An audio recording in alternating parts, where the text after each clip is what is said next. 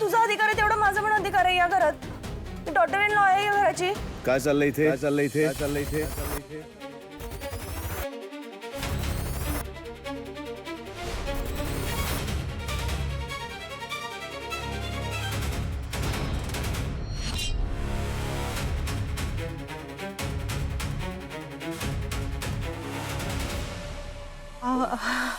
राजवाडे, तुम्ही असे अचानक आलात, म्हणजे काही कळवलंही नाहीत येत आहे असं. हो, असं काय करताय स्वानंदी मॅडम? सरप्राईज द्यायचं तुम्हाला. तुम्हाला आवडलं नाही का मी लवकर आलेलं? नाही, असं काय आवडणार का नाही, अर्थात आवडलंय. मग तुमच्या सगळ्यांचे चेहरे एवढे टेन्स का दिसत आहेत?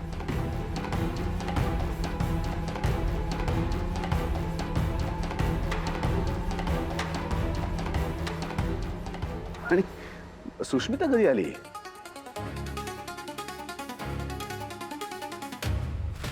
सुष्मिता, तुझं लग्न झालं? कधी? काय ग, तुझं खरंच लग्न झालं का काही ऑडिशन वगैरे? नाही, खरंच लग्न झालंय माझं.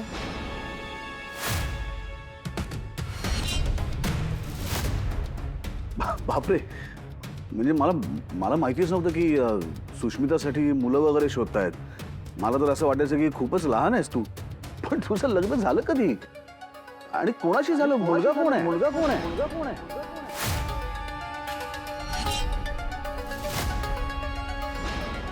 आणि काय कमाल आहे स्वानंदी मॅडम, मला कोणी सांगितलं पण नाही. हे म्हणजे असं झालं चट मग मी पड व्या. हा, एनिवे, अभिनंदन तुझं. थँक्यू. आणि सुष्मिता, तुझे मिस्टर करतात काय? आलेत तुझ्या बरोबर इथे? मला त्यांना भेटायला आवडेल. राजवाडे, खूप लांबचा प्रवास करून आलायत ना तुम्ही चला ना, जरा फ्रेश होऊन घ्या बरं. या. हो, फ्रेश होतो मी, पण त्याच्या आधी मला सुष्मिताच्या मिस्टरांना तर भेटू दे. आजी, बायकोच्या बहिणीच्या नवऱ्याला साडू म्हणतात बरोबर ना? आजी. हो, मग आहेत कुठे माझे साडू? मला भेटायचे त्यांना. राजवाडे, ऐका ना, तुम्ही खरंच चला ना रूम मध्ये. मी सांगते सगळं तुम्हाला. आपण बोलूया, शांतपणे बोलूया आपण. चला. असं काय करताय? काय सांगायचंय, काय बोलायचंय? मी सांगते ना सगळं, तुम्ही चला तरी आतमध्ये. नंदू, जाऊ दे. म्हणजे नंतर काय आणि आत्ता काय, कधीतरी त्याला सांगावंच लागणार आहे ना. खरं सांगून टाकाच.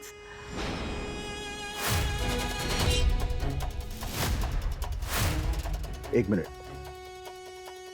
काय काय खरं सांगायचंय?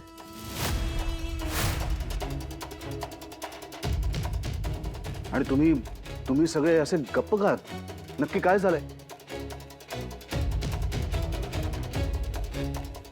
स्वानंदी मॅडम, नक्की काय झालंय प्लीज लवकर सांगा. मला आता टेन्शन यायला लागलंय. आपल्याला कितीतरी कामं करायचे. सगळ्यात अगोदर आपल्याला अंशुस आणि चिंगीचं लग्न उरकायचंय. कुठे आहे, कुठे ती चिंगी? नाही, मी बोलतोय तिच्याशी नंतर. पण आजी, आजच गुरुजींना फोन करून मुहूर्त काढायला सांगतोय मी. नको सांगूस. का? म्हणजे मुहूर्त काढायची गरज नाही आहे रे. असं काय बोलतेस आजी? तूच मला कायम सांगतेस की कुठलंही चांगलं कार्य करायच्या आधी चांगला दिवस बघून काय केलं पाहिजे, हो की नाही? हो, पण आता गरज नाही आहे रे. मला कोणी सांगेल का नक्की काय चाललंय? तुम्ही सगळेजण ना खूप विचित्र वागतात. अहो, तुम्ही तरी काहीतरी बोला. तुम्ही का गप्प आहात? राजवाडे, सुष्मिता आणि अंशुमन लग्न केलं एकमेकांशी.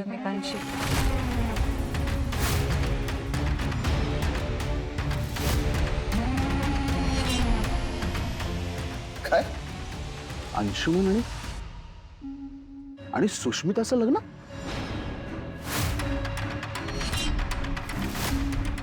हो. अहो, काय बोलता तुम्ही स्वानंदी मॅडम? कसं शक्य आहे? अंशुमनचं चिंगी बरोबर लग्न होणार होतं ना? आणि हे कसं झालं? कधी झालं? आणि मला कोणी सांगितलं का नाही?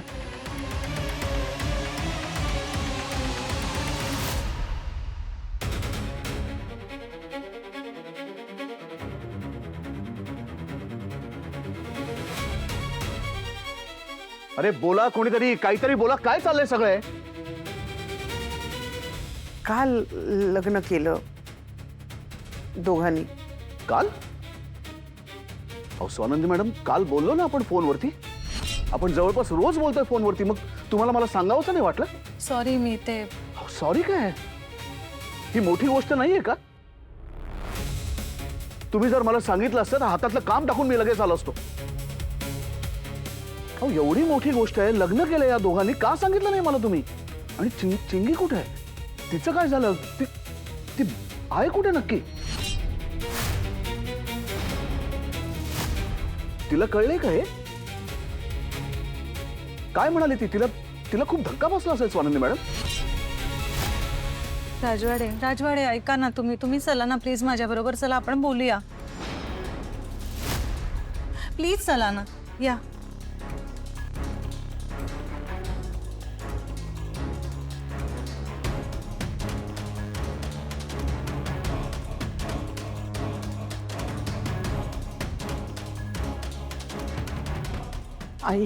आई समोर खूप चिडलाय हो.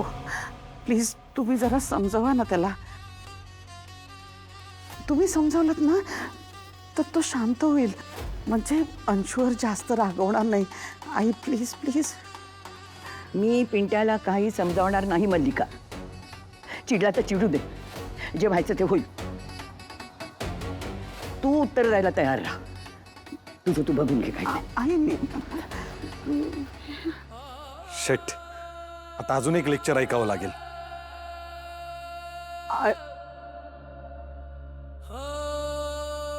राजवाडे, काय स्वानंदी मॅडम, दिवसातनं दोनदा तीनदा आपण बोलत होतो फोनवरती. तुम्हाला एकदाही हे सांगावं असं वाटलं नाही? आपण इकडच्या तिकडच्या गप्पा मारत होतो, तुम्ही मला बाकी सगळ्या गोष्टी सांगत होता. ही गोष्ट का नाही सांगितली तुम्ही मला? का लपवलीत माझ्यापासून? म्हणजे याचा अर्थ असा होतो स्वानंदी मॅडम की आपण जेव्हा फोनवरती बोलत होतो तेव्हा सुष्मिता आपल्या घरामध्ये अंशुमनची बायको म्हणून वावरत होती. तुम्ही मला सांगायला पाहिजे होतं की राजवाडे असं असं झालंय, ताबडतोब इकडे निघून या. का नाही सांगितलं तुम्ही मला? का लपवलत माझ्यापासून?